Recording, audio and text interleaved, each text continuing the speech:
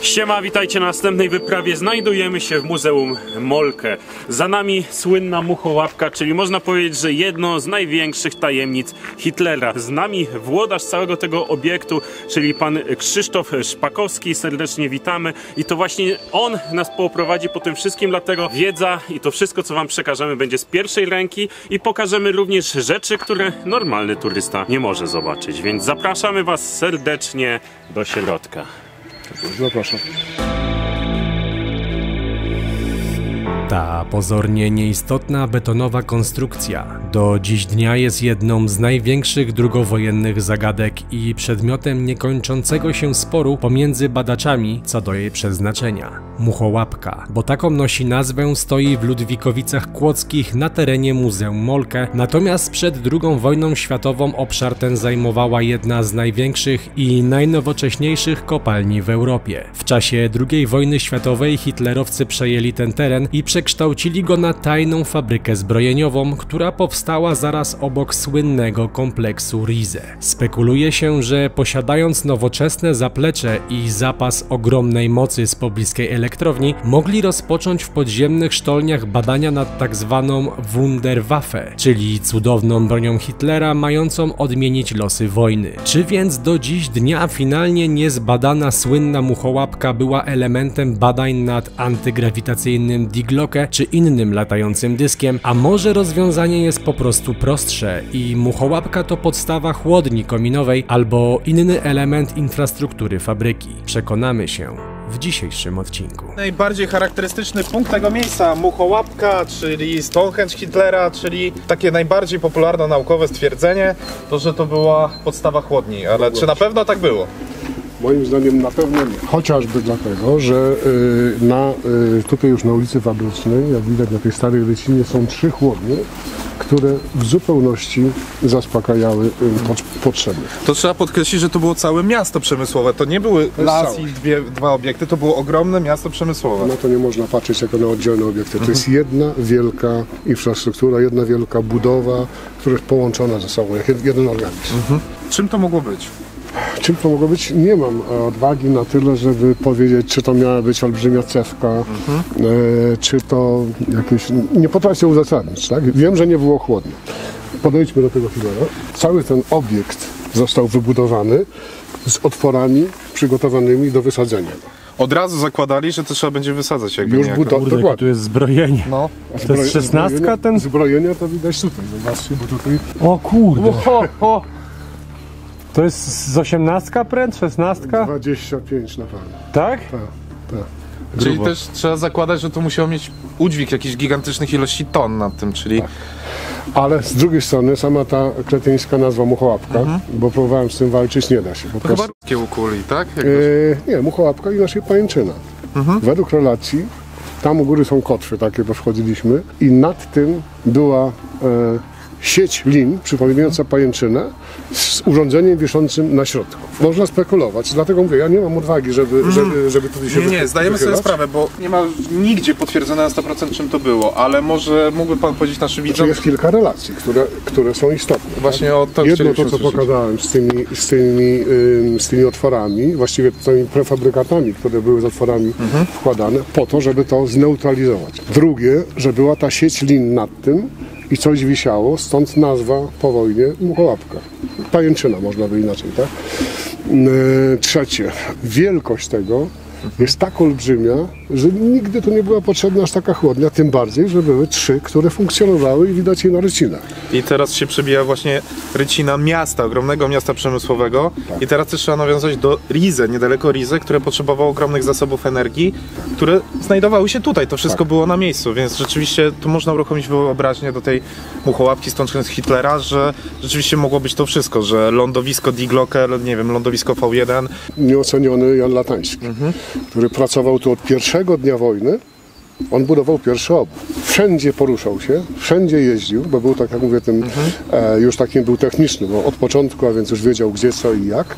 A raz w życiu, tak mniej więcej na końcu tego placu, kazano mu przywieźć jakieś skrzynie. Bał się, bo wiedział, że wjeżdża w strefę, w której nigdy nikt nie był. To było najbardziej strzeżone miejsce. To miejsce, w którym znajdujemy, było pilnie strzeżone przez Niemców. Tak? I on mówi, wjechał, mówi, podniósł tak wzrok na chwilę, żeby nikt nie widział, bo zapatrzenie się za długo można było już...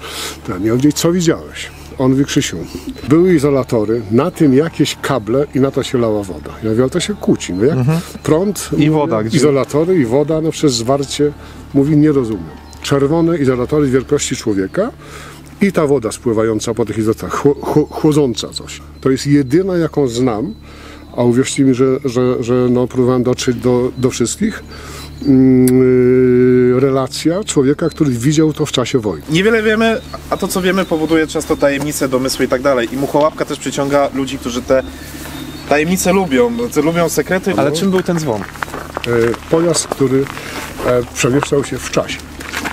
Żeby było ciekawie. Okay. Nie chodzi tylko o antygrawitacyjny, tylko pokonywał czasoprzestrzeń. A czyli wehikuł czasu? Tak. Jedna z teorii o Muchołapce, tak? Może nie o Muchołapce samej, o Digloku. No, mówię, jestem ostrożny w tego typu... Znaczy, tak, to jest czysta spekulacja, podkreślmy to. Ale dobrze. Wiemy, że były 3 prototypy, tak? Wiemy, kto pracował nad nim. Mówi się, że tu i 2 odleciały. Jeden wylądował w Stanach, stoi jego pomnik i wylądował po kilkudziesięciu, w 60 roku, tak? A więc no, po 20 latach.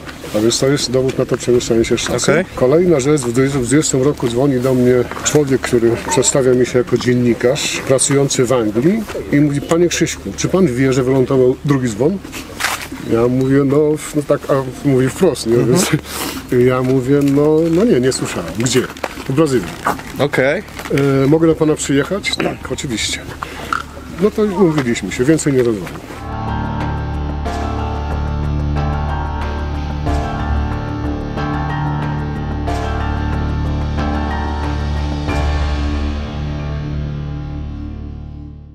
Jesteśmy teraz w części muzealnej i wchodzimy pod górę, w stronę jakby zbocza. Pod Włodykę, tak. Pod Włodykę, natomiast później w dalszej części odcinka oczywiście udamy się w te miejsca takie niedostępne dla turystów, ale to pomieszczenie, gdzie jesteśmy teraz, to nie był schron, tylko raczej jakieś kanały techniczne. Bazując na tym wszystkim, co wiem, no więc to było jedno z wejść technicznych podziemnych, łączących tak naprawdę całą tą dolinę, bo osobiście przeszedłem korytarzem pod biuro dyrekcji, pod elektrownię. Właściwie wszystko to są korytarze takie, do jakich wejdziemy. To ja zaimprowizowałem, to jest taka moja improwizacja, bo wiemy, że były strzeżone wszystkie wejścia. No więc tak to mogło wyglądać. Ja nie twierdzę, że tak wyglądało, ale... Rzeczywiście tutaj pracownicy przymusowi się udawali tędy do swojej pracy? Tak. Okej. I to była to jest pierwsza strefa, czyli ta taka niedostępna do końca. To już jest ta najbardziej tajna strefa. To jest wszystko w oryginale. Zwróćcie na ciekawe rzeczy. Osobiście przekonany jestem, że korytarz idzie w tym kierunku. Zresztą widać to po tych A że tu jest jeszcze kolejny korytarz, widać, tak? po morowaniach. I zobaczcie po szalunkach. A, czyli tutaj tak. Wzdłuż. Zawsze były deski wzdłuż, a tutaj one idą tam. A, okej, czyli istnieje teoria, że w tamtą stronę coś jest dalej, tak? Bardzo istotne. Są 2 metry śluza, bardzo No mocno. właśnie. I tu były drzwi, zakładam, tak? Wszędzie były stalowe drzwi. Okej. Kolejne. Czyli co, jakieś składy, czy No to co? my idziemy w stronę góry, więc może to były jakieś tunele prowadzące właśnie do tego miejsca, gdzie wytwarzano całą tą broń. Tutaj schodzi korytarz, jest taką pochylnią i schodzi pod plac kolejowy. Czyli tam, gdzie rzekomy... tam, gdzie byliśmy na początku. Tam, gdzie byliśmy na początku też. Znaczy się filmowo, to my tam dopiero będziemy. Filmowo, tak, to zobaczycie. O kurde, jak ona jest długa.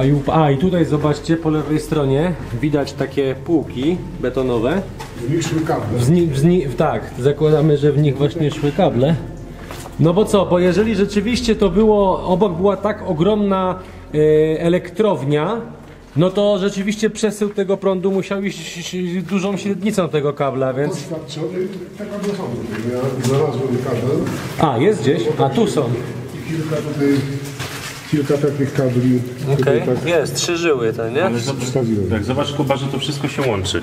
Tam na wjeździe mamy miejsce, w którym jakby można powiedzieć wjeżdżał pociąg na jakąś dziwną rampę i mniej więcej teraz idziemy tym korytarzem W stronę tego pociągu. Więc tędy mogły być jakieś korytarze komunikacyjne, prawda? Tak. O kurde, jak się tu robi wilgotno, aż mi zaczął parować obiekty. No i cały szereg różnego rodzaju rur. Dobra. wentylacyjny. W tej chwili jesteśmy już w zasadzie pod Muchołapką. Tak. I ja osobiście przeszedłem może 3 kilometrami, 4 kilometrami takich kanałów. Aha. One łączyły wszystkie strategiczne miejsca tego obiektu. Ale takiej głównej, wielkiej hali podziemnej jeszcze nikt nie znalazł, można powiedzieć. Coś takiego, okej. Powiem wam, ciągle idziemy tym tunelem, on schodzi coraz głębiej i co najlepsze, że cały czas jest bardzo pochyły. Co jakiś czas jakieś takie wzmocnienie. A i tu jest jakaś gruź zrobiona, zabetonowana, ale są otwory, więc zakładam, że to jeszcze dalej może iść po prostu. Chyba że tam jest zawał na końcu, wiesz? Jeszcze coś mówił. Ja zamurowałem to po prostu dla bezpieczeństwa obiektu. Tak? Czekaj, może wsadzić tam Sonego? Właśnie. No tam jest jakiś zawał. Bo on ma zooma, co nie? Czekaj, tu wsadzę lampę. Może być ciężko. A próbowałeś tam przebijać ten zawał dany? Przechodziłem nad tym. No nie Do góry nogami? tego wszystkiego robię sobie oprowadzanie ludzi. Jakby wszedł, to na cały dzień był zniknął, tak? Więc to wystarczy, bo to już pokazuje, jak to wygląda, no a reszta, no to... Czyli te tunele się ciągną tam jeszcze dalej, hen. To się łączy z takim, pierwszy poprzeczny to jest tam, gdzie wchodziliście. Ale dalej idą jeszcze te, które udało się przejść, no to pod budynek dyrekcji głównej, pod elektrownię i pod sklep. I tam jest hala duża. Dobre jest też to, że jak tu wsadziłem rękę, to czuję jak wieje. No, czuć. Czyli rzeczywiście muszą być, rzeczywiście są połączone gdzieś jakieś szybiki, co nie?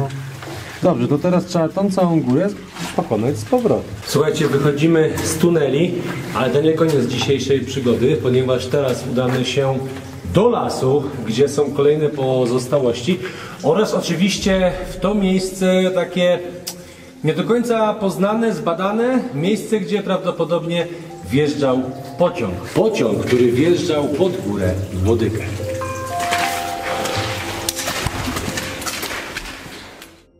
Pan Krzysztof powiedział, Łukasz, że mamy średnie auto na taki wyjazd. No właśnie nie wiem. No, W ogóle ma świetną rejestrację, widzieliście? Tak. Rize. Tym bardziej, że jest koło zera, więc wszystko jest oblodzone. No i w związku Zimowe opony, spoko. A, zimówki mamy tu. To na mięciutko, jedziemy. Słuchajcie, znajdujemy się w miejscach, gdzie znajdowała się, można powiedzieć, fabryka dynamitu. Dynamit był tutaj robiony po to, aby służył na przykład do kopalni, do wysadzania i tak dalej. A potem znajdowało się miejsce, w którym prowadzono badania nad nowoczesną bronią. Zastanawiacie się, co to jest za pomieszczenie. Tutaj znajdowały się zapalniki, to właśnie stąd zapalano ładunki wybuchowe, które były rozmieszczone trochę dalej tam, na placu, który zaraz również wam pokażemy. Tajemnicze wejście do kompleksu Rize. Zwróćcie uwagę na to, że właśnie całe wejście jest po to załamane, żeby fala uderzeniowa nie zrujnowała się. Tak samo też było robione w bunkrach, prawda? Tak jest. Ale cię klimatycznie zrobiła przez to zwalone drzewo. A i to jest ten plac tutaj. Ale kurde, rzeczywiście, zobaczcie jaka jest dziura. Dookoła wał. I to tutaj były Fala uderzeniowa nie szła do góry. zrujnowała całej infrastruktury. I rozumiem, że chodziło o to, że po prostu tu były tylko jakieś różne nowoczesne bronie po prostu testowane. Tutaj ładunki wybuchowe głównie, a Tak. więc teren musiał być zagrabiony idealnie, założony ładunek zakopany na głębokości metra i później mierzyli, jaka powstaje wyrwa, jaki lej i tak dalej. Po tym Mówi, cała siła idzie w górę tutaj. cała siła w górę, oni są bezpieczni i następne, nie? Spójrzcie, w tamtym miejscu, które wam pokazywałem, właśnie ten zapalnik był uruchamiany i te ładunki właśnie były tutaj, w tym leju. No wiadomo, że to jak wybuchało, no to dzięki tej skarpie, no to nie leciało to na boki, a bardziej wszystko do góry i to właśnie tutaj testowano tą broń. I wyobraźcie sobie, że to jest fabryka dynamitu, pozornie dynamitu po to, żeby używać go w kopalniach i po prostu drążyć. A w rzeczywistości możliwe, że to była. Raczej była to fabryka dynamitu, ale również testowano tutaj nowoczesną broń, no której potem używano podczas II wojny światowej, albo chciano użyć podczas tej II wojny światowej, więc naprawdę mega ciekawe miejsce. I cały ten teren to był, był porządny, twardy mostek i wyrywa w tej górze. Ja byłem przekonany swojego czasu, że jest to wejście do sztorgi. I dlatego ten mostek, dlatego ta droga i tak Chłopski dalej. rozum by tak podpowiadał. Na logikę tak. Ale Jan Latański, który tutaj no jest najbardziej wartościową osobą, dlatego że od pierwszego dnia wojny do ostatniego pracował. On mówi nie. Mówi tutaj sprawdzali pierwsze pociski kumulacyjne. Zobaczcie jedną rzecz i to jest bardzo ciekawe, że teraz jak patrzymy na to wszystko, to wydaje się to po prostu lasem, tak? Tutaj jakby no, oprócz tego, że rzeczywiście jest jakiś kawałek betonu i gdyby nie pan Krzysztof, to byśmy na to w ogóle nie zwrócili uwagi. Ale zobaczcie, to jest właśnie to miejsce, ta wyrwa, która się wydaje, nie wiem, jakimś zwykłym zawałem czy coś. I Konrad, serio można myśleć, że tu na przykład było jakieś wejście do sztolni czy coś. Tak, początkowo pan Krzysztof, Ale rzeczywiście bez takiej fachowej wiedzy człowieka, który to widział na własne oczy, tak. ciężko by było skminić, że tutaj właśnie wypróbowano te ładunki. Ale zobacz, że to były testy ładunków kumulacyjnych, czyli takich, które na przykład są w stanie przejść przez pancerz, wlecieć do środka i wybuchnąć, co nie? Czy czaisz? jakiś fosfor, czy coś takiego. Ciekawe jestem, czy Nie mam dałoby do tego się tutaj pojęcia, jakieś ale... pierwiastki jeszcze znaleźć, jakby zrobić tutaj takie badania chemiczne na tej glebie. Pytanie, jak długo się to utlenia, co się z tym dzieje, nie wiem. Ale wiesz, najbardziej co mi rozwala głowę, że stoisz tutaj i no kurde, no jakbyś przyszedł na grzyby, to byś w ogóle na to nie wpadł, co nie? Ale zobacz, Zwykła po prostu skarpa, tak? wiele razy o tym mówimy. Fabryka broni, elektrownia, przedtem kopalnia przez ileś wieków, przez nie wiem, 50-60 lat nieużywane i zobacz, jak przyroda to już zaadaptowała. No. Że praktycznie tego nie widać. Jedziemy dalej. Jedziemy, słuchajcie, na następne miejsce. I jeszcze raz dziękujemy panu Krzysztofowi, bo naprawdę tu sobie po prostu z nim podróżujemy jak po nitce, że tak powiem, z punktu do punktu. Zaraz przy bramie, gdzie u góry znajdowała się po prostu strażnica, mamy, słuchajcie, taki korytarz, korytarz otwarty, taki półokrąg i to jest bardzo klimatyczne, ale jak już wcześniej widzieliście, czy to na przykład załamania pod kątem prostym, taki to tutaj nie jest przypadkowe i ten kształt również nie jest przypadkowy. Już wam tłumaczę, o co chodzi, tylko musimy podejść kawałeczek bliżej. Ponieważ była to tajna fabryka amunicji, no to musieli gdzieś również przechowywać składniki do produkcji tych materiały wybuchowe. O, tak bym powiedział.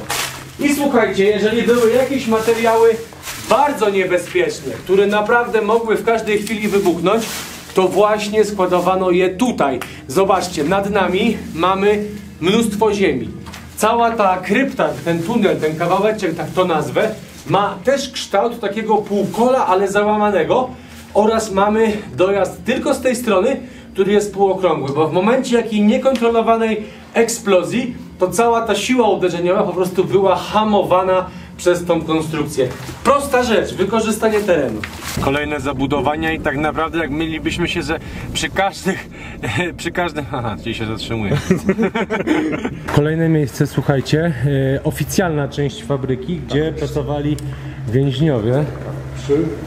Przy pakowaniu. Zobaczcie, wyłożone wszystko to było taką płytką bitumiczną, na wypadek, gdyby coś spadło, żeby nie zaiskrzyło. Jak to Jan Latański mówi, siedziały niewiasty i ważyły ten materiał wybuchowy, pakowały go, później to było puszczane takimi śluzami, też na wypadek, gdyby to wybuchło za ścianą, żeby tutaj się nic nie stało, żeby praca była niezachwiana.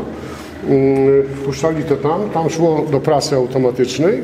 Czyli to były hale produkcyjne, głównie pewnie przepakowywania amunicji, tak? Który wjeżdżał wózek elektryczny, przywoził materiały, dawał tym dziewczynom i dziewczyny tu pracowały. A z drugiej strony były takie stanowiska na prasy. Aha. Tutaj fajnie widać.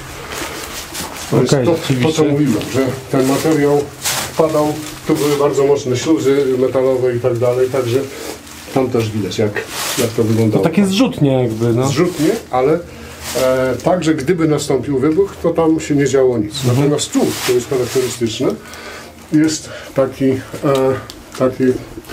pogłębienie, w którym na klinach była montowana drewniana ściana. Na wypadek W musi być słabe miejsce, żeby całość... energię. Tak. I ta płyta spadała. Tak. A to jest gruby beton A jednocześnie. to jest beton niezniszczalny.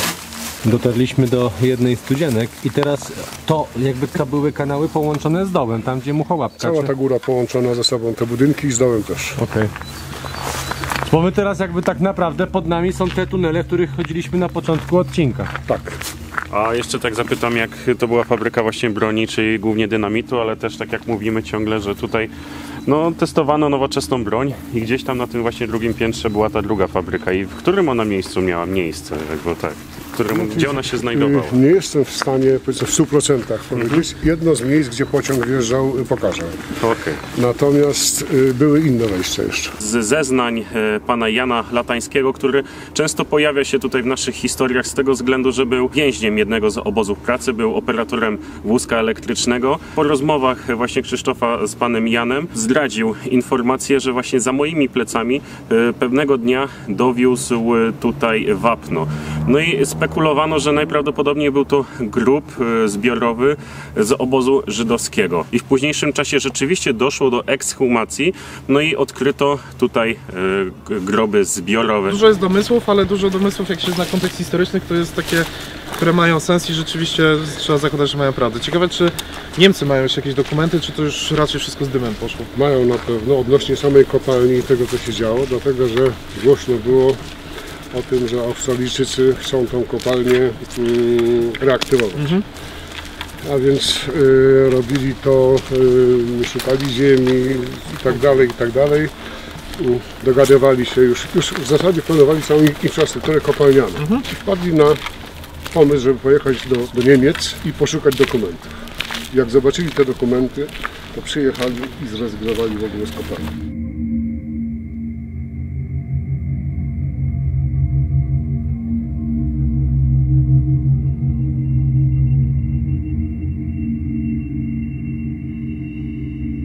No właśnie, zobaczcie, zaczynają się kolejne tajemnice i że jest tunel, o którym w sumie mało osób wie i zobaczy, dopóki go ktoś nie pokaże. Tam zobaczyliśmy, że jest szyb, więc zapytałem, czy tutaj są jakieś tunele. No i rzeczywiście są. Mamy zejście pod drabinę. Możemy? I on prowadzi do Muchołapki, więc możemy tutaj wejść, No zejść, dawaj. zobaczyć. I Rozbrajaj to, tylko to trzeba to będzie potem uzbroić, to nie? tak. Tutaj mamy zgodę właściciela, potem to oczywiście Które sam to zabezpieczymy, uzbrają tak? No. On to uzbraja, tak? no wiesz, no żeby nikt nie wpadł za Ty, a tam woda płynie. płynie, no bo jest dosyć mokro i deszczowo. Po polskiej dolinie. A zresztą zobacz, że to jest dosyć nisko tam.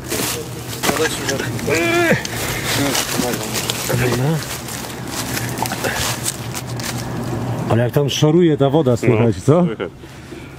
No to ten. No to siup. Tadzik na dół. Może zeskocz. No, Tak się ta drabina może zabij się. Tam jest możliwość w ogóle, żebyś postawił nogę niżej, czy raczej tylko kamerę na wieszaku? Nie wiem jak to jest nisko, nie? Tam dalej. Jeszcze raz? Nie wiem jak to jest tam nisko, czy ja potem tam wejdę. Tylko musiałbyś się spuścić na rękach. Pytanie, czy potem wyjdziesz. No właśnie o to chodzi, nie? Ale jak to dalej powinno się móc wyjść? W jakim sensie? Że tam coś na dole jest? Nie, musisz wyjść tędy, co wejdziesz. No tak, tylko czy ja Spuścić się na tutaj... rękach, No. a potem się na nich wciągnąć do góry. Ciekawe, czy ja bym się wciągnął to do góry, nie?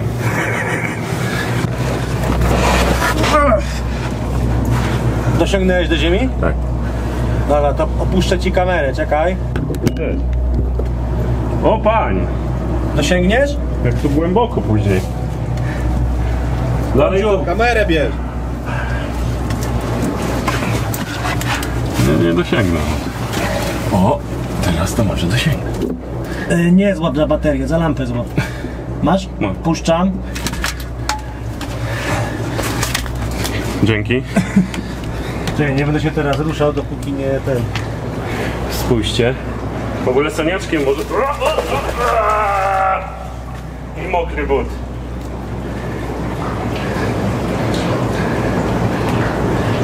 Wiecie co? Można...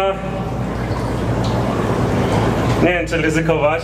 No. Raczej no ryzykować, no po prostu jak pójdziemy dalej, będę miał mokre buty, no i skarpety. Jest mega długi tunel, nie wiadomo dokąd.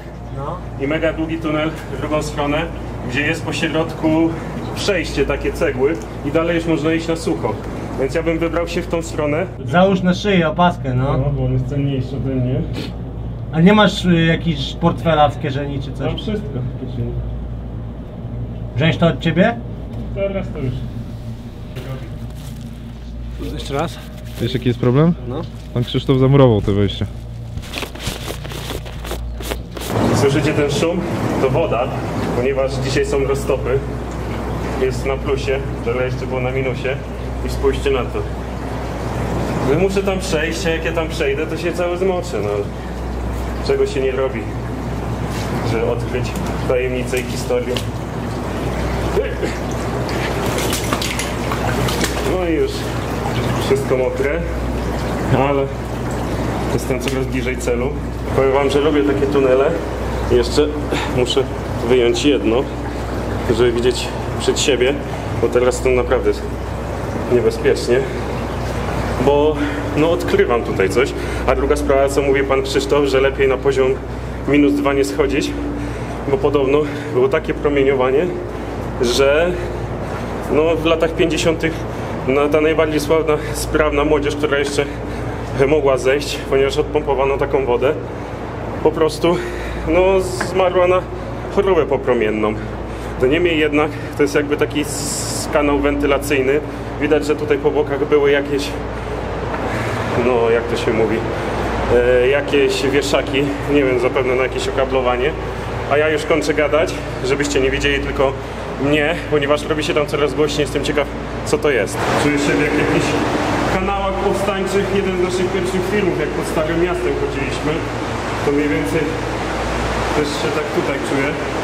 I widzicie, tam będzie można dojść, ale już nie tędy, bo płynie woda i tam jest wyjście jakieś, więc w ostateczności tamtędy bym przepełzał, ale no wracamy po prostu, bo to nie ma sensu iść tam dalej, ale miejsce sztos, powiem wam, mistrzostwo, no po prostu jaram się tym jak nie wiem co.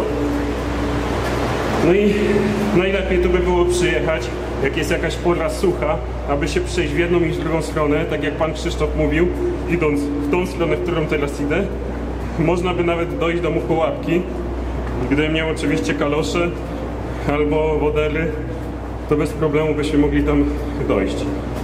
No teraz, jako że pogoda oscyluje około 0 stopni, no to nie jest to przyjemne, więc wracam tutaj, a zresztą samo wyjście, wiecie, na zewnątrz już jest jakby no wyzwaniem. I spójrzcie, tutaj się kończy ten chodniczek, a tam na tej górze śmieci no jest moje wyjście. Aparat, jako że jest cenniejszy niż moje zdrowie, no żartuję oczywiście, ale aparat jest cenny. Zarzucę go na szyję, żeby nic się nie stało. Ja zejdę tam, bo widzę, że on już wraca, a wiesz, po prostu... Aparat i ja go wezmę. No, żeby aparat dam tobie, a w razie to jemu dam łapę, tak nie? Uważaj, jestem nad tobą. Wszystko mocno. Zejdę trochę niżej, wziąć od ciebie kamerę, dobra? Dobrze. Zahaczyła się o mikrofon. No. Daj opaskę. Połóż go z boku. Czy ja mam ci tu jakoś podać rękę albo coś? Mogę zejść i ci jakoś spróbować rękę podać. No i tak mnie nie chciałem mieć, tak nie? Ja muszę się tutaj o coś oprzeć, a nie mam o co. Jak to my zawsze mówimy, jak gdzieś wejdziesz, to rozkmin, żebyś mógł wyjść. To jest. Mam rękę, daj.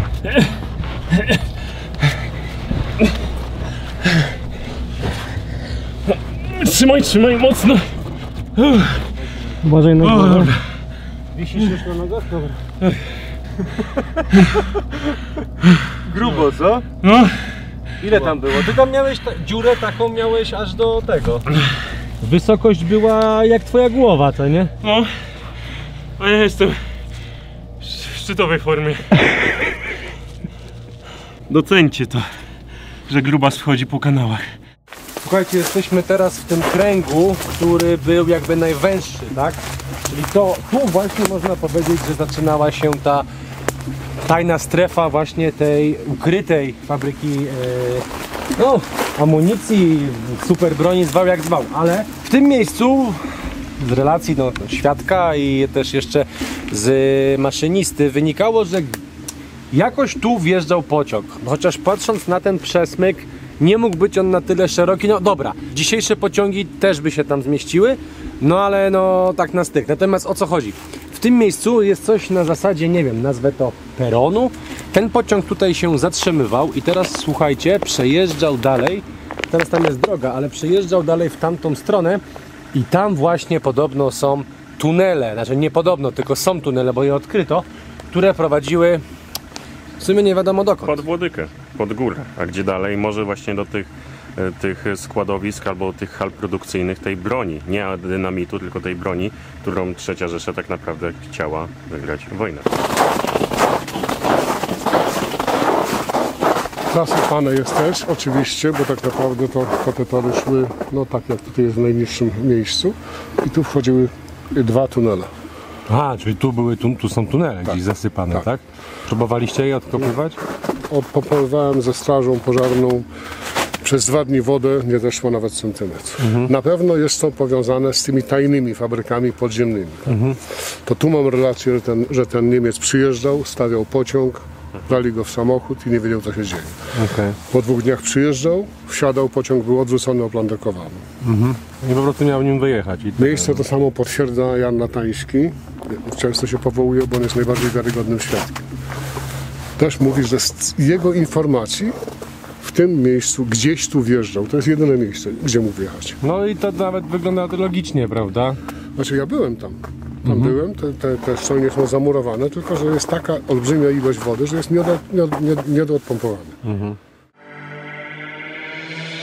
Zanim zakończymy dzisiejszy odcinek, to postarajmy się odpowiedzieć na pytanie z jego początku. Czym jest i do czego służyła muchołapka? Biorąc pod uwagę fakt, iż zaraz obok stała potężna elektrownia, pod ziemią można znaleźć grube kable, zaraz obok również jest Rize oraz jeden z byłych więźniów poświadczył, że widział izolatory i fragmenty elektryczne na muchołapce, a hitlerowcy ściągnęli tutaj sztab naukowców, fizyków i matematyków, no to można spekulować, że prowadzono tutaj badania nad czymś ściśle tajnym. Czy jednak był to dzwon, latający spodek, Wunderwaffe czy cokolwiek innego? No to ciężko powiedzieć, ponieważ szczątkowe informacje i praktycznie brak dokumentów, które przetrwałyby do dziś dnia, nie wskazują jednoznacznie na prawdziwe przeznaczenie muchołapki. Pan Krzysztof od wielu lat stara się rozwikłać tę sprawę, więc jeśli interesuje Was ten temat, to zapraszamy na jego kanał Krzysztof Szpakowski, gdzie jest seria filmów poświęcona tej tematyce i może na jej podstawie oraz umieszczonych tam wywiadów wysnujecie własną teorię na temat muchołapki.